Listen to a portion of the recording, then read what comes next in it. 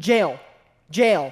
Now. Go to jail. No, I have... Hello, and welcome to the official Fazbear Frights tier list. I'm Nick Carlson, published author, links in the description, and I'm joined tonight by my good friend, Sandwichly. Hello, I was forced to talk about Five Nights at Freddy's again. Help me. Okay, so before we dive into the ranking, I gotta ask, what is your overall opinion on the Fazbear Frights? I made many videos talking about the Fazbear Frights and reading these things, and it has its ups, and they're really good ups, and then it has their downs, and those are some of the worst pieces of literature you'll ever find, ever published by Scholastic. I reviewed all these books on my channel about 2 years ago. My opinions largely haven't changed. You know, as a writer, I judge them as pieces of literature first and as pieces of FNAF lore second, and I just overall think they're not good. There are a few gems here and there, but I noted 3 major problems in my retrospective. The first one was this weird disparity where they took themselves way too seriously, but at the same time they were weird for the wrong reasons. Second problem was just a really weird, like, tonal inconsistency, where, like, you have all these terrible things that could belong in a Stephen King novel written at a level meant for basically 12-year-olds, you know, that did not sit well with me. Like, they couldn't commit to one side, so they ended up with this very uneasy combination. Third problem was just a general, like, lack of inspiration with the stories, particularly with the antagonists. A lot of the antagonists were just very boring, and a lot of the horror came from self-imposed psychological horror, with the antagonists just kind of there, like, in the background, not really doing much. Didn't you call that, like, Blackbird syndrome? I made up several diseases for a bunch of different different tropes I was noticing across the stories. Yeah, I have a whole Fazbook medical index. Let's just dive right in. Let's start with Fazbear Frights number 1, Into the Pit. And our first story is, well, Into the Pit. Oh boy, what a doozy that is. I actually kind of liked it. I didn't hate it that much. If I had to throw it onto a tier list, I would probably throw it into, like, B tier. You could even argue A tier because of the fact that there's the whole twist of Oswald's dad getting sucked in, and then, you know, Spring Bonnie, that's like a demon, comes out of the ball pit. I could not disagree with you more. I think this story was really weird. I get the importance that the time-traveling ball pit had for the rest of the Frights, and for the first half of the story, I was vibing with it. But then in the second half, when Spring Bonnie comes out and becomes the kid's father, and just starts driving him to school, I was like, okay, you lost me. You lost me. That was just the most ridiculous thing. I kind of agree. So we're gonna put it back in the B tier category. We're gonna slide it down a peg. I do agree that the whole thing where the Spring Bonnie became his dad, I kind of forgot how weird that was. I just more remember the end where the guy gets, like, strangled in the netting, and, like, I remember that more than I do him actually taking the role of his father. So you're right. I would move it down to B tier. Yeah, I will admit that death scene was pretty gnarly. This goes to show one of the problems I talked about, where they took themselves too seriously, but ended up being unintentionally weird. When I first read this story, I ranked it as D, because I just thought the horror fell so flat. I'm still gonna say D, because I just thought that horror element was just... I couldn't believe what I was reading, to be honest. Nick, I think you're forgetting how bad these Fazbear Frights get, and I think that Into the Pit is getting the brunt of it right now when you forget that there's so many more garbage stories coming up. If I was gonna make this list, I would think the lowest that I could convince myself begrudgingly to throw it down to would probably be C. I'll straddle the line between C and D myself. All right, next story, To Be Beautiful. Another pivotal story is our first introduction of Eleanor. You know, I was complaining about the antagonists not having voices or personalities, but, you know, Eleanor, like, I don't like her as a villain, but at least she has a voice and a personality. I think To Be Beautiful is a really good story because I think it did a great job of taking modern problems or modern situations where people struggle with how they view themselves, like everyone in high school, like, oh, body image and all that stuff, and then put an interesting twist of a actual, like, evil animatronic or entity in Eleanor helping this girl become beautiful, but then it's at a pretty interesting cost at the end, especially with, you know, the bags full of body parts. I would put it in an A tier. I enjoyed this story. As a first introduction to Eleanor, you know, it's good.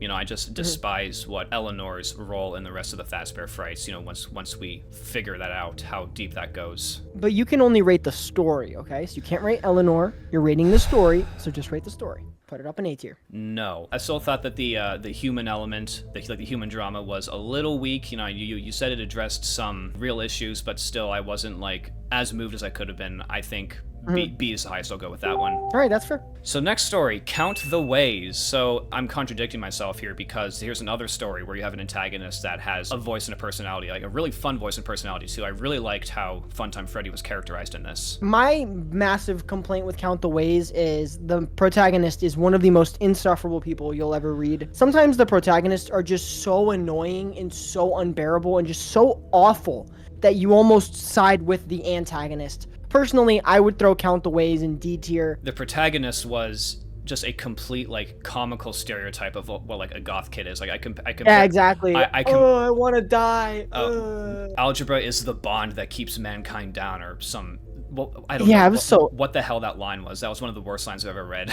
I was like, Funtime Freddy, please just put this girl out of her misery, dude. Come on. For me personally, like, you know, the sections with Funtime Freddy like really saved it for me. So, you know, you say D, I say C personally. All right, that's fair. And that was a pretty cool death at the end too, so I'll give it that. Moving on to book number 2, we start with Fetch. Once again, you know, good story, good antagonist. Might be one of my favorite antagonists in all of Fazbear Frights, and it helps that it's an original character too, and not just, you know, me projecting Funtime Freddy, you know? I think Fetch is one of the best stories in all of the Fazbear Frights. I loved the concept of evil Robo-Dog misinterpreting what you're saying, and like especially with the rubber spider, the dead dog that attacked him. Personally, I think it's S tier because knowing the kind of stories that are in the Fazbear Frights, I think Fetch is one of the best stories in the entire collection. I agree. You know, you say S, I say A, and the only reason I say A is because, my God, the ending where the kid's like hiding in the bushes and like jumps out at the girl like a freaking psychopath, like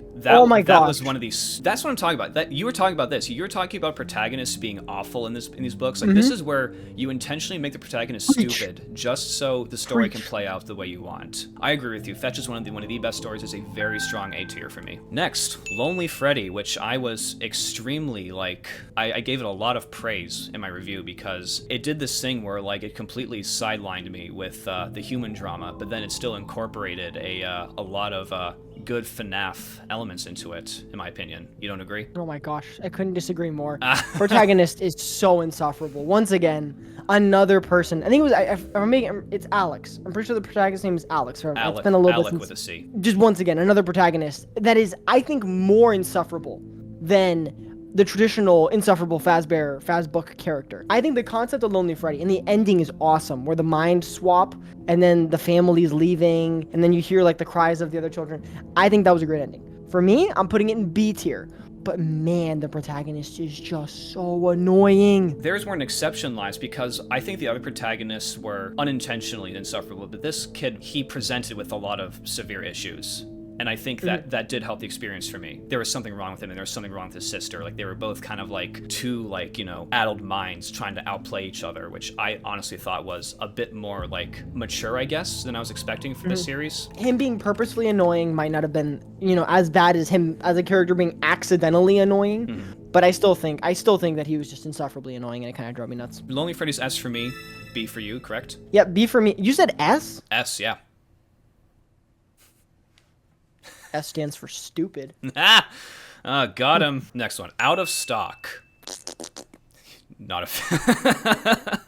Why not? Why not? It's just a fat on that one. I thought it was all right. Like, it was like a classic, like, Gremlin story to me. I'd put it in C tier. It was just another example of just... They took a FNAF thing and made it, like, whatever. I don't know. The premise is cool. Like, you buy a toy and it has, like, human eyes, you know.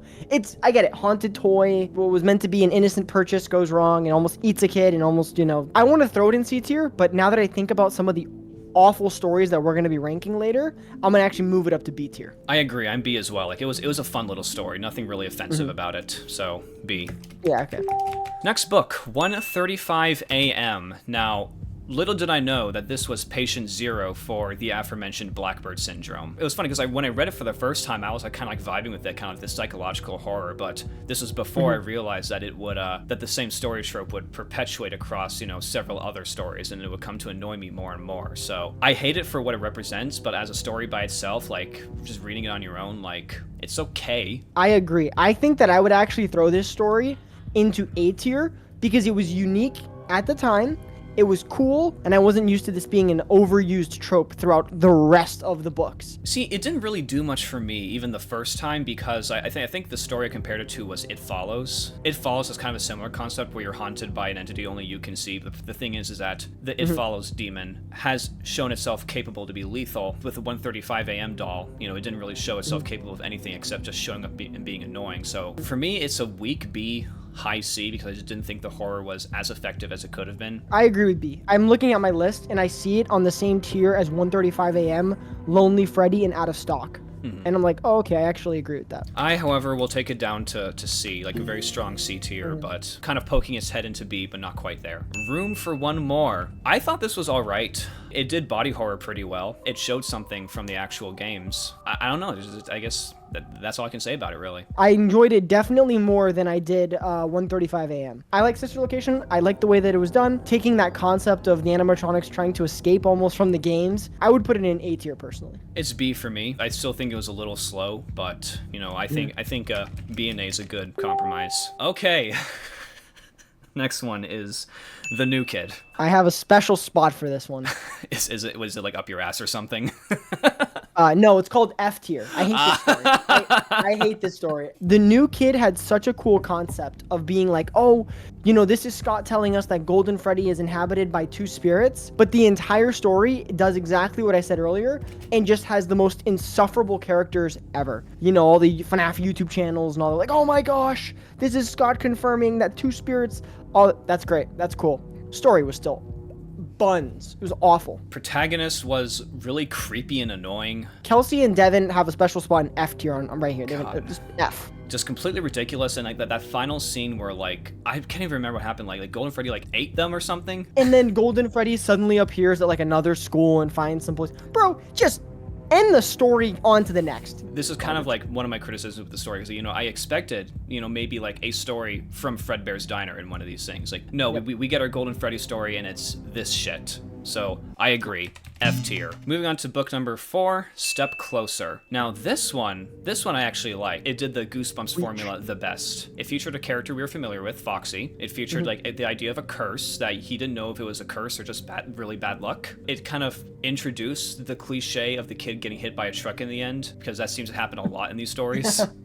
But it did make for a really gnarly ending where like he had to watch his own organs getting pulled out of him, which I thought was like, oof, like that's a good image right there. Where do you rank it? A for me. I'm actually putting Step Closer in S tier. I loved this story.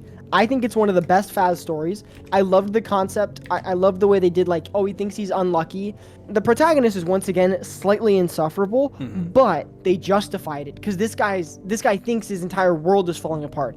You know, it's like you'll have to lose an eye and an arm, and then the knife falls, the fish hook. He's insufferable, but it's because his life is falling apart, and he's like, oh my gosh, everything's trying to kill me. There's a curse. I'm throwing that thing in S tier. And you're right about the ending. That was a great ending. Fair enough. You know, I might have it like straddled between A and S myself. And so from a very high we go, well, I should say we waltz our way to a low, in my opinion. Dance with me. Another nascent Blackbird syndrome patient. So for those of you who don't know, Blackbird syndrome is describing a trope in these... A Faz condition. A Faz condition where the antagonist is some like silent presence that only the protagonist can see and doesn't really do much, but it just drives the protagonist insane and like attacks himself basically, even though the entity's not really doing anything. But yeah, this story wasn't scary. It was boring. Protagonist kind of sucked. Dance with Me is an F tier for me because it commits every single sin Fazbook sin has. Boring, awful protagonists. Boring premise, like sunglasses that make you see Ballora. For me, it's not a good story. Like the ending, like I said, ending is really stupid. It makes no sense. The only thing that's keeping it out of F tier for me is the fact that I think significantly worse stories exist. Personally, I think it's one of the worst, and it is the start of the lows that you'll find. It sucks. We're only at book 4 out of 12, and you call this the start of the lows. Eesh. Yep. So that's D for me and F for you. Okay, moving on to Coming Home.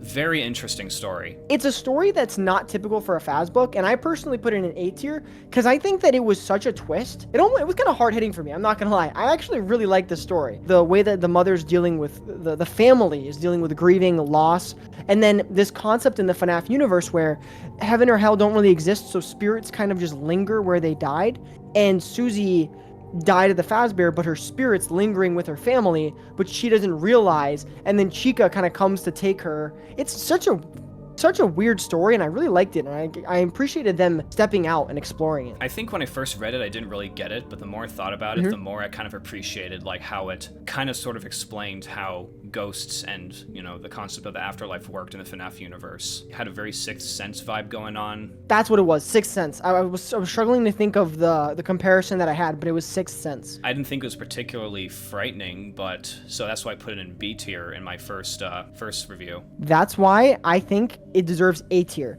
because it didn't need to be scary to be interesting. I think it straddles the B and A line for me, so, you know, B and A for me, A for you. That's very fair. Moving on to book number 5, we start with Bunny Call, which I thought was kind of meh at first, but hearing that it was based off a real experience Scott Cawthon had, like, really added another layer for me. B in Bunny stands for B tier. I think it's whatever. I think it was good. It was almost like Goosebumps, but instead the protagonist was an adult rather than a kid. I thought it was fine. It kept me reading. I had a good time. For me, like, there was this kind of funny moment in the middle of the review, like you saw my real-time reaction where I realized the whole, like, encounter was just a giant metaphor for FNAF 1, where you had to check the doors and keep the animatronics from getting in the room. Wasn't too impressed with the antagonist, and the ending was really, like, cliched in a sort of melodramatic way. Hearing that it was based off a real experience, you know, it did add layers, but, you know, I'm judging the story as it is, and I guess it just didn't hit so hard with me, so I think for me it's like a solid C tier. Oh boy. Do you know what's coming next? In the flesh. All I'm gonna say is, personally, I was a little shocked that this was Scott Cawthon's least favorite story, because that concept of, you know, male pregnancy has been explored in horror before. I think if they really, like, committed, it could have been, like, something extremely perverse and creepy and weird, but in a really good way, but they didn't go that far. You know, Scott didn't seem to recognize the potential in it. I just hate the story. Once again, it does the classic FNAF book thing where you just have an insufferable protagonist. And at the end when he dies, you're almost like, great, good job. I could honestly care less. Next story, please. It becomes especially funny when you consider the theories that Matt is just a stand-in for Matt Pat. Yeah, I just couldn't care. I couldn't care less. That makes it D tier. Get out of here. That makes it funny, but it doesn't save the story, so I agree with you. D tier for that one. D tier for me because terrible protagonist and wasted potential. Just a bad story, in my opinion. And in a complete quality whiplash, we have The Man in Room 1280. Boy, like, this took me by complete surprise. I really loved this one. I do too. It was like classic horror. Like, it reminded me of like The Exorcist, you know? It introduced the idea of Andrew, which I thought that they were going to do a lot more with. And I thought the concept of Andrew was a very fun idea, and how he eventually ended up in the Stitch Wraith. We'll talk about the Stitch Wraith soon, by the way. Good horror, you know, really creepy imagery, you know, a nice cliffhanger ending. I have very little bad to say about this story. For me, it's S. For me, it's A tier. I don't think it's S tier. I think The Man in Room 1280, with that being William Afton's, you know, his mind being tormented, especially with Ultimate Custom Night and the theories that would arise from that. I enjoyed it. I just don't think it's on the same level as Step Closer and Fetch. Fair enough. Okay, moving on to book number 6. We start with the notorious actual Blackbird story. When I realized that this antagonist trope was starting to become commonplace in these books, and it was starting to annoy me. I'm just gonna say it out. I think it's F tier. This story sucks. Wow. Protagonist is so bad. I hate that, like, oh, I bullied someone forever ago and it's bothering me. Bro, shut up. To all the bullies watching this video, you do not care about who you bullied as much as this guy cared, okay? I like the design of the antagonist, though. That was cool. You're reading text, all right? Yeah, and? This ain't no graphic novel. I don't care if they told me that he looked like a T-Rex. I don't care. It was so boring. I got a good picture of him from the text. Nick, it committed the ultimate sin of being boring. I think you could have done a lot worse than that, honestly. No, I don't think you could. Wow. And then the train thing at the end, oh, you were alive this entire time. Okay, Man, shut up, stay dead. Admittedly, that was really stupid. Ultimate sin of being boring was committed, therefore, F tier you go. I think it's weak C tier. Like, I did not hate it as much as you did, apparently. Okay. What? Time out. What? Oh, Time okay, out. okay, what? I have Into the Pit in my C tier. You're going to tell me Blackbird and Into the Pit are on the same tier. That is jail. Jail. Now. Go to jail. No, Go. still have my First Amendment rights in this country, so. That is awful that you would put Blackbird anywhere near the stories you have in C tier. It is so bad. The world of Five Nights at Freddy's, where anything is possible. And we chose freaking mind hallucination, Blackbird costume. Protagonists are so boring. Okay, I remember liking the dynamic between the two protagonists. I remember liking that. There are a lot worse stories than Blackbird, I think. Okay, Blackbird was so he bad. is fundamentally rejected. He is fundamentally rejecting me. I'm putting it in a low C tier. You can't stop me. Moving on. We're moving on to a story that I did really like, which was The Real Jake. Yeah, good story. Again, I don't think it was very particularly scary. For what it was, it did it very well.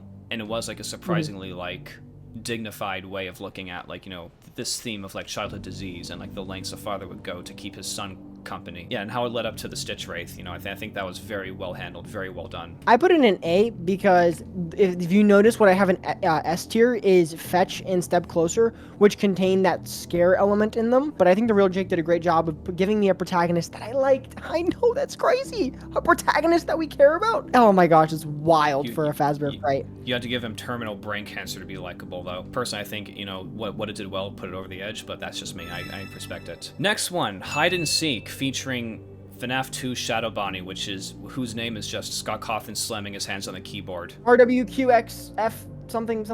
I didn't think much of this story. I mean, I think the game itself, the hide and seek game, was clever. It was a clever deal. Like, I'd play that game if I were at a Chuck E. Cheese. Even now at 27, it sounds fun. This is another case of Blackbird syndrome. He gets followed around by this Shadow Bonnie creature and just drives himself insane and ends up, you know, throwing himself on wooden spikes out of sheer despair and rage, which I thought was funny. I agree. I'm putting it in D tier. I just think it commits the sin of being boring. I just didn't care that much for the characters. Blackbird syndrome, where it's the same thing over and over again. And then the ending, I guess, you know, has the twisted, ooh, look at how he died, oh my gosh, which is whatever. So I put it in D tier. Fair enough. I think for me it's a weak C, just because that game is pretty awesome. You know, funny story, I laughed at the ending where the kid, like, you know, died on the spikes because he threw himself on them, and someone on Twitter called me ableist for that. What? Yeah, apparently because I made fun of a kid with suicidal tendencies. That was their logic. Okay. Yeah. It was part of the same crowd that tried to cancel me for reimagining Security Breach. Alright, moving on to book number 7, The Cliffs. I don't have much to say about it. You know, the dynamic with the single father and his son was good. I'm just gonna get to the chase. I put the story in C tier. I remember it. I didn't hate it. It sets the C tier standard for a Fazbear story. I agree. The only really interesting thing about it is that, like, there was some debate as to whether or not the father actually jumped off the cliff at the end. Which is good. I mean, hey, it leaves people talking and it leaves people wondering what happened, which is good for like that Faz book style, the Fazbear Fright book style. But wait, hold up. What? You put that story on the same tier as Blackbird. Jail. Go away. Can't believe you do that. I don't know what to tell you, dude. I think there are a lot worse stories than Blackbird. I'm sorry, but here, something I think we can agree on: the breaking wheel. Dude, that was like one of the best stories in the entire thing. Freaking fantastic dark humor. I was laughing my ass off in the second half because it was just so wickedly fun. Okay, apparently I was actually being sarcastic. Wait, seriously? Yeah, you didn't like it? I didn't really care. I put it in C tier. I thought it was whatever. I thought it was freaking fun. Like the imagery of this kid, like, trapped in this, like, endoskeleton, like smashing around the house like a freaking, like, Iron Maiden hamster wheel. Come on. I didn't love it. I read it and I'm probably never gonna read it again. I thought it was what didn't need to be FNAF centric to be good in my eyes. It's A for me. Yeah, I thought it was really a lot of fun, really funny. I did not enjoy the breaking wheel more than Bunny Call. I enjoyed Bunny Call more, so I'm putting in C tier. I thought it was just whatever. There's like an equal amount of stories where, like, we just disagree in, like, ranking between us, which is interesting to me because I thought that, like, I would be dishing out a lot more, you know, negative grades than I am now. I thought you'd be a lot more negative as well, and we would agree, but you thought breaking wheel was good, and I think that you're wrong. But whatever. Next story, I know we'll agree on. He told me everything. Recap it for me. I think I forgot what this one was about. That's the Fazgoot one. Aw, frick. One of the most annoying protagonists in the history of the written word. Fazgoot made no sense. Stupid in general. Like, I don't know what else to say about this. Like, it pissed me off. I remember that it was like the science class and, you know, oh, the Fazbear kit that makes Fazgoo. Woohoo! The only reason why it's on F tier for me, I knew it was the Fazgoo story, so I kind of was reading it with anticipation. I was slightly intrigued when I read it. Will I ever read it again? No, but I enjoyed it more than I did the new kid Dance With Me in Blackbird, that's for sure. No, I agree with you. Like, it pissed me off. It wasn't the worst, but it still pissed me off. That's D tier for me. I think around this point is where the quality of the book starts to like really become consistently bad. Exactly. Which segues perfectly into Gumdrop Angel. Gumdrop Angel. I have been waiting so long to do this. F tier. Enjoy that spot. You've earned it. Gumdrop Angel was funny because it was the first of these Faz books where I looked at the cover, instantly knew where the story was going. Insufferable protagonist. Stupid premise, if we're being just stupid premise. Oh, you ate the gumdrop nose and you turn into the next candy statue that's used.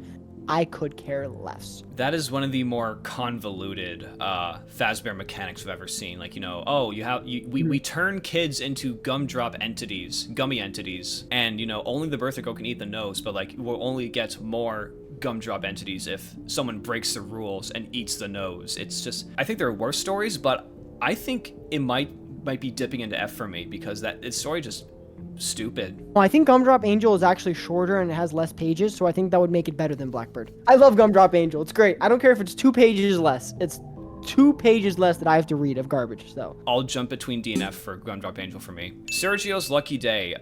Very nothing story to me. You know, this whole like monkey's paw style of storytelling has been done to death a million times. It didn't do much for me. I thought the ending was really funny though. That pretty much saved the story for me. I put it in D. It's boring. I could care less. As you said, it's a story that's been done multiple times. I've read stories that did that same like trope or stereotype, whatever the proper word is. So I put it in D tier. D for don't care. See, for me, being boring is a sin, but what sinks these stories like more and more into like D and F in my opinion is like active atrocities. I think Sergio's Lucky Day, like I think its only big sin is that it's, you know, unimpressive and it is really kind of slow, but I think the ending like saves it for me. So for me it's C, just very like middling C. Okay, so that's a good thing to highlight. You have a different like version of what's the ultimate sin. For me, like the deadliest sin that these things could commit is being boring. We're moving on to What We Found.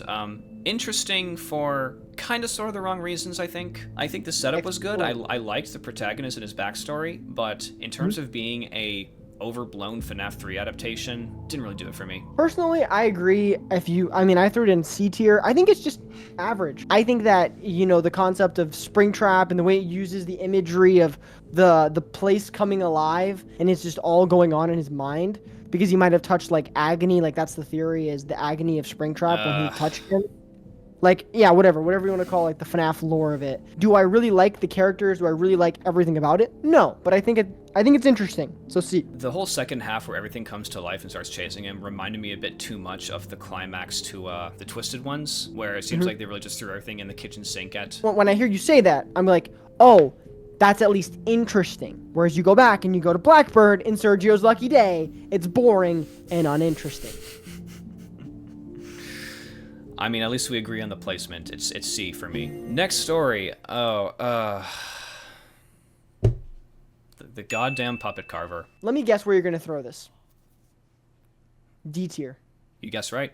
Boom. I don't even think we need to say anything. The Puppet Carver is the biggest nothing burger of a story. I agree with that. I mean, there are a few things to mention though, like Fazbear coming back. I mean, at least it's trying some semblance of continuity, but it just didn't work because it still doesn't make sense. Like Fazbear is one of the most like overblown and yet underdeveloped, you know, aspects to this franchise that they've introduced. I legitimately do not think the authors knew what they were doing with this story. I don't think they knew like what the nature of Fazbear was. I don't think they knew what happened inside the Puppet Carver machine when Jack, you know, gets, you know, merged or killed or whatever. I don't know. They don't know, I don't think. That's my hot take. They don't know either. This story pissed me off. I think it wanted to be more profound than it was, but it just ended up being really confusing and frustrating. So it is D for me.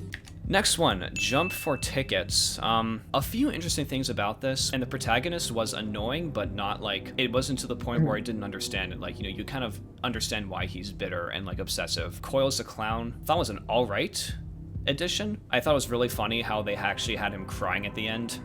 Like, why would you give your animatronic the ability to cry? Like, come on. I disagree. I think that's very profound and emotional and great storytelling. I put it in C. I think it's just a casual Faz book story. C tier for me. You know what's coming next. Do you know what's coming next? Everyone's favorite. I hated hated Pizza Kit. It still remains my least favorite Fazbear Fright. Pizza Kit, in my opinion, is D tier. I think that it is a bad story. I don't think it is the worst. But I do think it is a bad story. Really? I think the ending did itself no favors. You know what? I'm actually gonna put it in an F tier because I just saw Pizza Kit sitting next to the Puppet Carver in my ranking, and that just didn't feel right. Pizza Kit, in my opinion, commits every sin.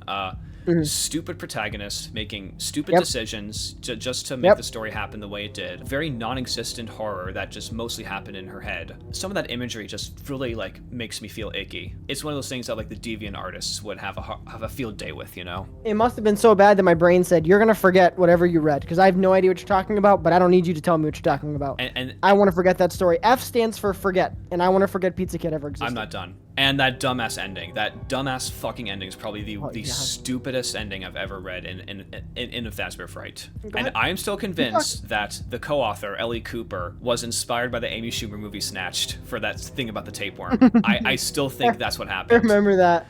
I remember when you said that. I really want her to admit it because, like, I don't understand where she could have come up with that if she hadn't watched the Amy Schumer movie Snatched.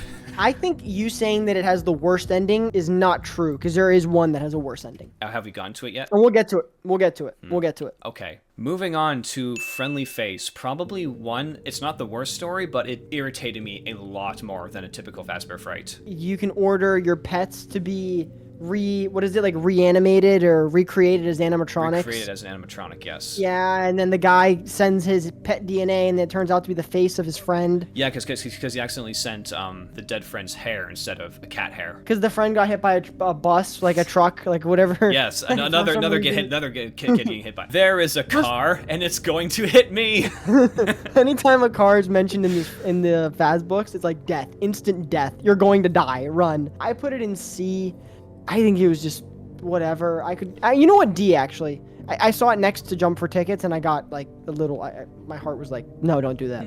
For me, I thought the premise was outstanding. You know, going this existential horror route. I saw the cover and I thought, holy crap! Like they are really gonna make this thing like super twisted and fucked up. But then you know what happened? You know what it presented with? Blackbird syndrome. Only he sees the thing running around. It just ends up chasing him out into the road and he gets hit by a truck.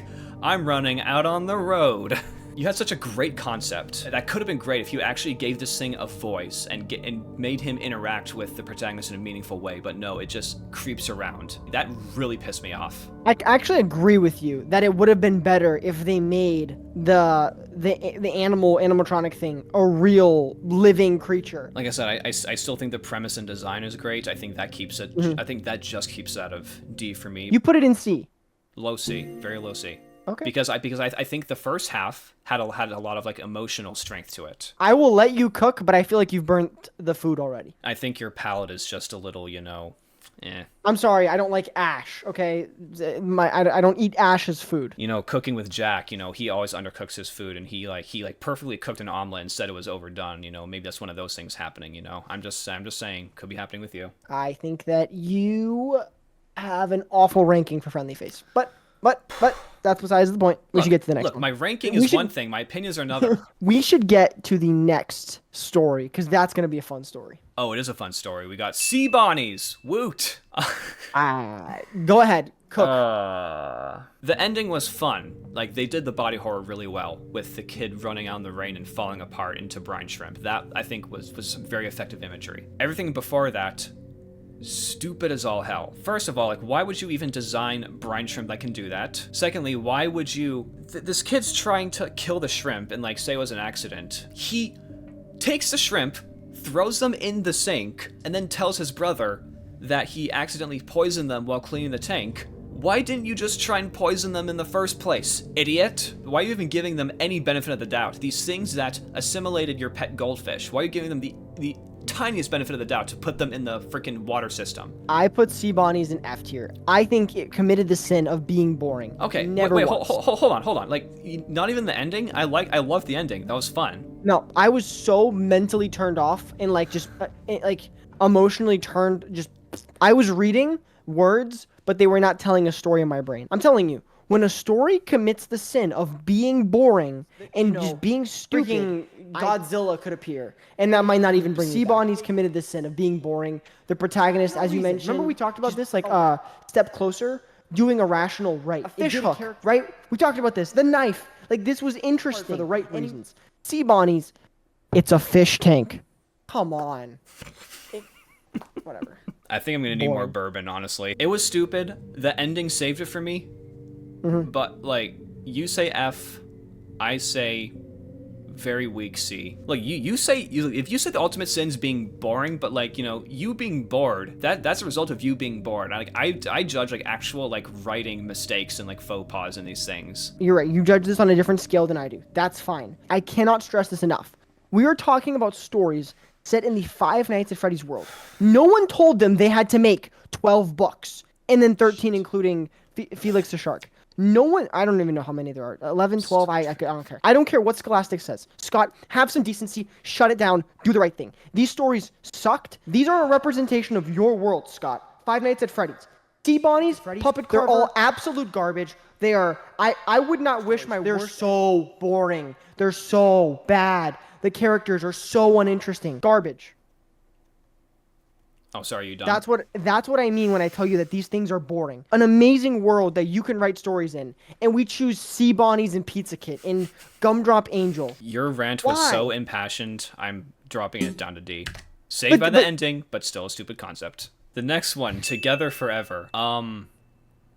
F. Is this the one where the girl gets like killed by the pig animatronics? Yes. You put that one in F tier. That was the most annoying story of the bunch. These two were such,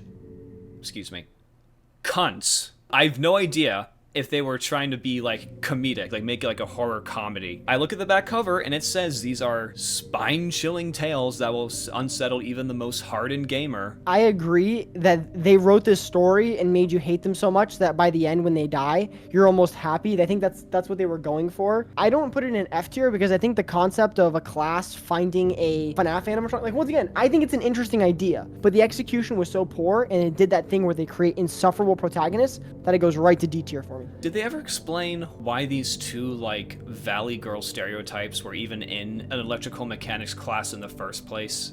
No, they did not, because I genuinely believe it was like, hey, we're going to make two insufferable characters, and we're going to make it where when they die, the reader will be like, yeah, go team, go Rosie the pig, whoop whoop. And instead we went for, finally, I'm done with this book. That's what happened. They did it too well, honestly. Like, I don't want to think about the story ever again. It sucked. It's F for me. Garbage. Getting close to the end, we start with Prankster, which I think is the last, like, good story here. Can I throw my ranking out there and then you can react? Yes. So for those who don't know, Prankster is a story where it's essentially Glitch Trap takes over. You know, malicious anomaly from some old code takes over and then creates a horror show. Like, it is insane what is in that story. For that reason, I put it in S tier. It is my favorite Fazbear Fright.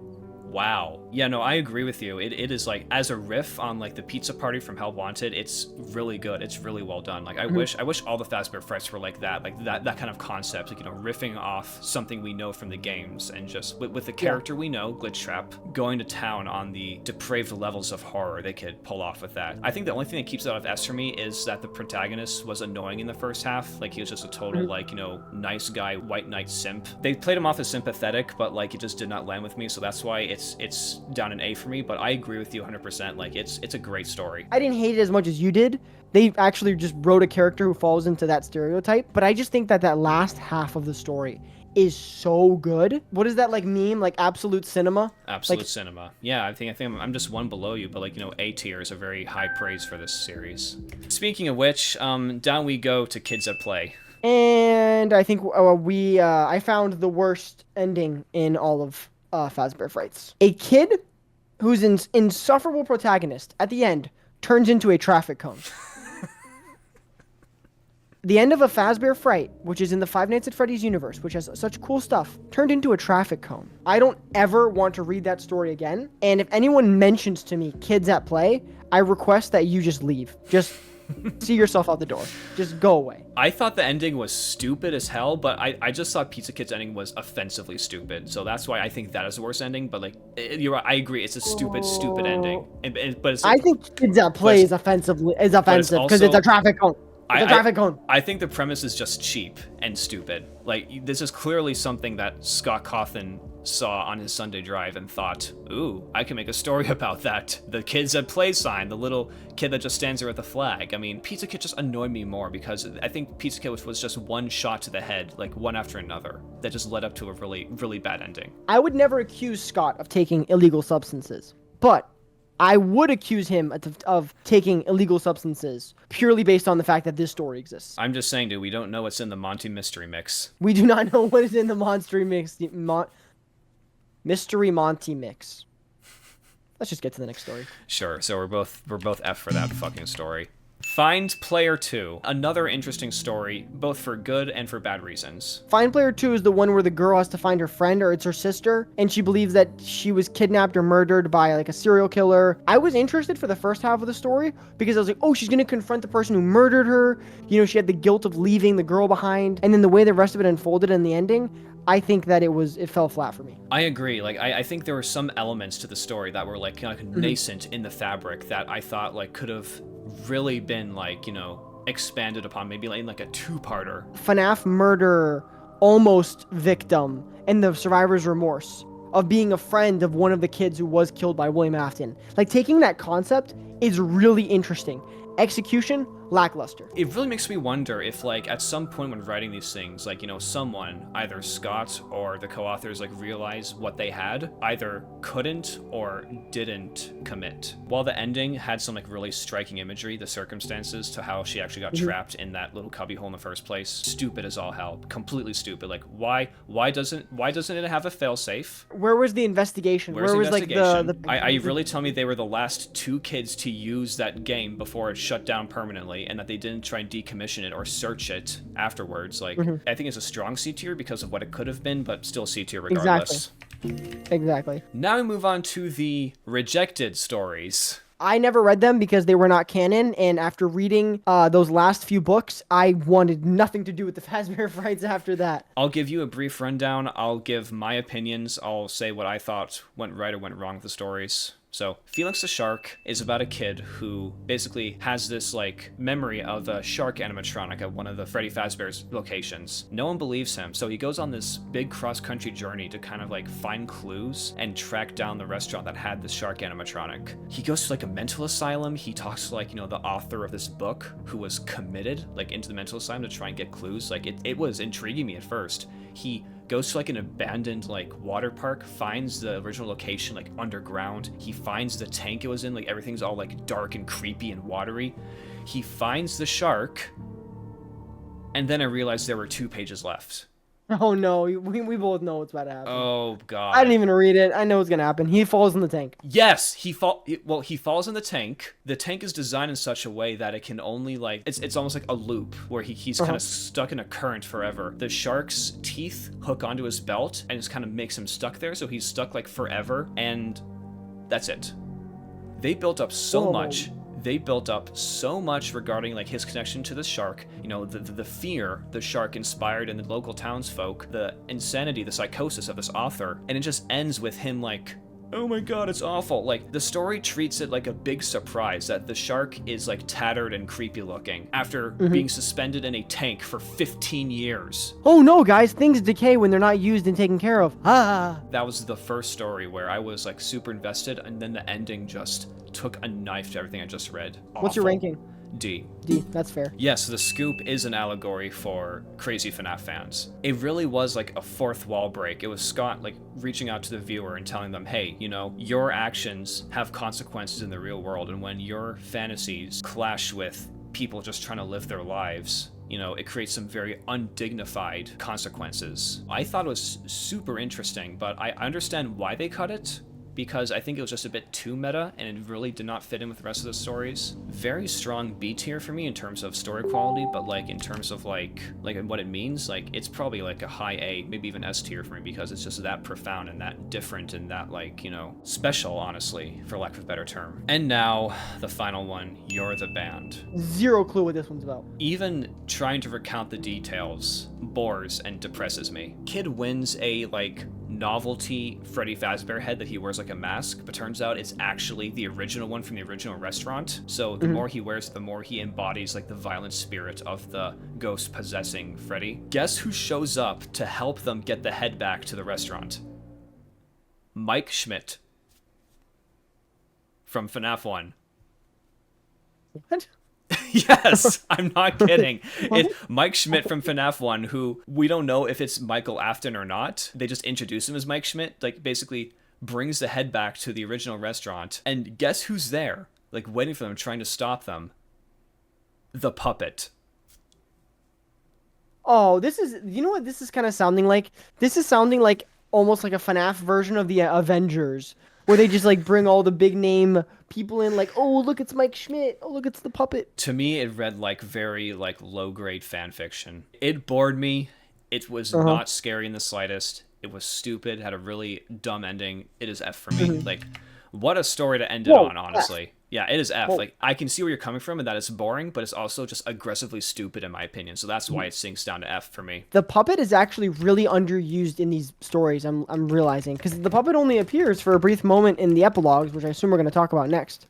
Oh yeah, I think that's because there's already kind of a disparity between like the puppet's role in FNAF 2, the existence of Charlie in the FNAF novels. That is all the mainline books, you know, plus the rejected stories. Let's talk about these Stitch Wraith's stingers as if they're all one story. For the first half of these like, you know, 11 or so entries, I was like very invested because it struck me as a very dignified kind of, you know, hard-boiled detective noir story. And then about halfway through, you get this random appearance of giant William Afton that lasts for about 5 pages, and then you get the shoehorning of Eleanor, and to make matters worse, you get the revelation that Eleanor was in the background, behind the scenes, manipulating a good number of stories in the prior Fazbear Frights. That was the biggest kick in the balls reading these books. It was so unbelievably stupid, a massive indecision to just go completely off the rails. At least the time-traveling ball pit came back and kind of had a purpose, but I closed the book on the Stitch Wraith's stingers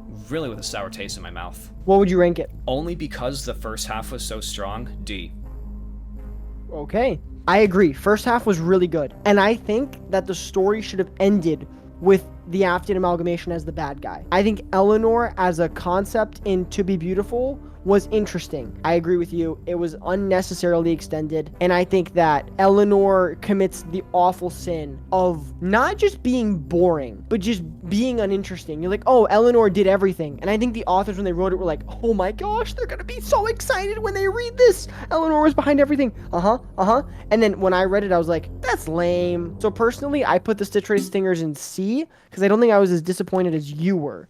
But I do agree the first half was great, and then the second half just fell flat. Looking back at these stories, overall, like, my opinion still hasn't changed. I was a little surprised at how, like, there are a few stories I gave a higher grade than I thought. The bad stories are still bad, the good stories are still good, and the problems still exist. And, you know, you and I, we have our own opinions on what constitutes badness and what sinks a story on a tier list. I think overall we just have the same opinion on, like, the role these stories play, how they were written, this kind of, like, false sense of profundity they try and push. These stories were not approached with the most grace, or dare I say it, the most aptitude. I think that the biggest takeaway that you can have from all of the Fazbear Frights is that FNAF doesn't need to have 35 stories. I know that they need to make money, but for the sake of money, they've tarnished the entire name of the Fazbear Frights. Out of my top 10 stories, around 7 or 8 of them are from the original 5, like from the first 5 books. So that goes to show that as they made more books, the quality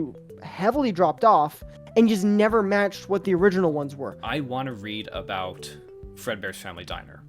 I want to read about Vanessa. I want to read about, like, some drama going on at Fazbear Entertainment headquarters. I don't want to read about these completely random, like, happenstances in the FNAF universe that we're just supposed to accept, and we're supposed to kind of, like, follow them for brief little gasps of page. The novels are still the best pieces of FNAF literature. Right. Compared to what the Fazbear Frights were, I'd put them all in A tier or S tier. And that goes just to show that I think the novel format is what they need to stick with. I think that'll about do it for this tier list. I survived. I will be tackling Tales from the Pizzaplex in the near future, so until then, we will see you all next time. Like and subscribe.